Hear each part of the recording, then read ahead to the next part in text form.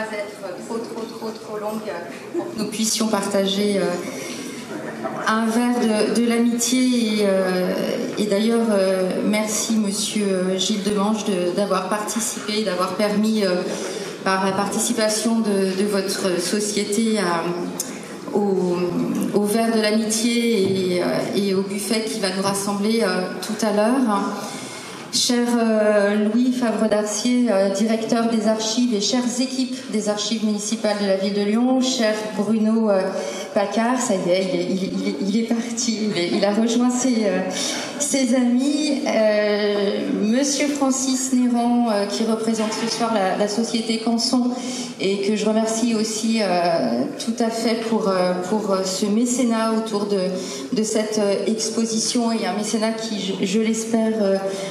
se poursuivra dans le temps et nous permettra de construire encore de beaux projets. Chère Nancy Houston, chères toutes et tous ici présents, que vous soyez amis de Bruno ou amis des archives, nous sommes donc réunis aujourd'hui, et cela a été dit, pour découvrir une rétrospective, la rétrospective que les archives municipales de Lyon consacrent donc au photographe Bruno Pacard, sous un titre poétique, des matières et des atmosphères, qui pourrait aussi bien s'inverser d'ailleurs en des atmosphères et des matières, tant on ressent à regarder les tirages de Bruno Pacard que matière et atmosphère, sous son regard, ne font qu'une. Entrer dans les fonds suite à des expositions acquises pour témoigner de la vie la plus contemporaine ou née d'une commande des archives, eh bien, les photographies de Bruno Pacard composent un ensemble dont les archives n'ont pas à craindre l'éclectisme. Nous avons de la chance, car ce sont plusieurs centaines de photographies qui se trouvent à Lyon, et ce nombre nous permet de suivre le cheminement tout à la fois documentaire et esthétique, fait de rencontres toujours intuitives, que Bruno Pacard s'est créé avec les êtres comme avec la matière.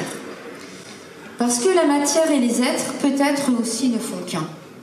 Ils ont en partage la fragilité et la beauté. Ils sont pris ensemble dans les pièges de l'espace et du temps et se retrouvent dans l'œuvre de Bruno Pacard, sauvés par un continu devoir de mémoire. Alors, en tant que Lyonnaises et Lyonnais, nous vous devons beaucoup, cher Bruno, pour avoir su fixer par votre regard ces chantiers de la Croix-Rousse entre démolition et transformation, ce Perrache oublié, tiré d'un film noir où vous jouiez parfois et malgré vous, au cours de vos longs temps de pause, un personnage pris entre policiers et voyous, ces princesses des rues aux abords des bidonvilles des Roms à Gerland, sorties de baraques que l'on se reproche presque de trouver esthétiques à travers votre talent qui les donne mieux à voir. Il y a dans votre œuvre cet engagement pour les lieux et qui était déjà présent lors de votre participation à la création du groupe GAP, militant pour la sauvegarde de l'identité du quartier de la Croix-Rousse, le groupe Action Photographe. L'ancienne maire du 1er arrondissement connaît bien cette histoire-là et je vous en remercie. Votre engagement auprès de populations étrangères fragilisées, votre engagement humaniste aux côtés du monde rural, votre regard qui s'est également posé sur les prisons, sur la prison Saint-Paul, et j'ai aperçu tout à l'heure Bernard Bolz, je ne sais pas s'il est toujours là, Bernard, prison dont les yo-yo, ces lanières de drap enroulées pour faire passer un objet ou un message, semblent avoir attendu votre regard et votre appareil dans l'espoir inconscient de nous parvenir. Il y a les portraits rendus familiers de vos amis que vous nous offrez en partage et qui deviennent les nôtres le temps de la visite, voire bien plus longtemps, lorsque l'un de leurs regards s'accroche sensiblement à nos émotions et à notre propre mémoire.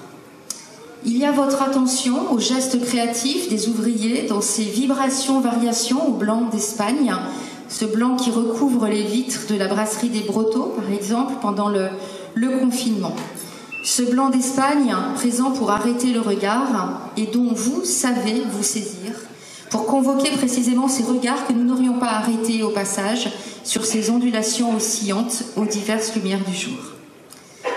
Cette poésie urbaine, ces imperfections magnifiées, cette vie de la matière et cette fragilité humaine,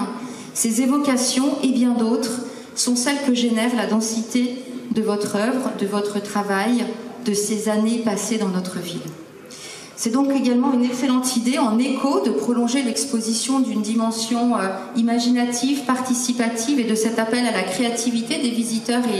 et des visiteuses qui seront invités à se saisir à leur tour des images, des photographies pour écrire un texte de forme libre, le mettre dans la petite boîte,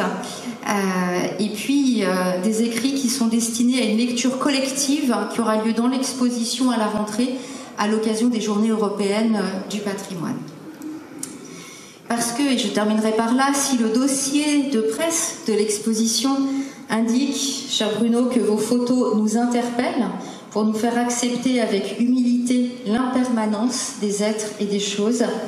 eh bien je dirais que vos photographies nous permettent au moins autant d'en découvrir en amont la beauté et d'en mettre la richesse en commun. Au nom de votre regard sur notre histoire, notre ville, ses transformations, notre patrimoine humain et bâti, au nom du maire de Lyon, tous mes remerciements, cher Bruno, à votre contribution à ce qu'est notre ville aujourd'hui. Je vous remercie.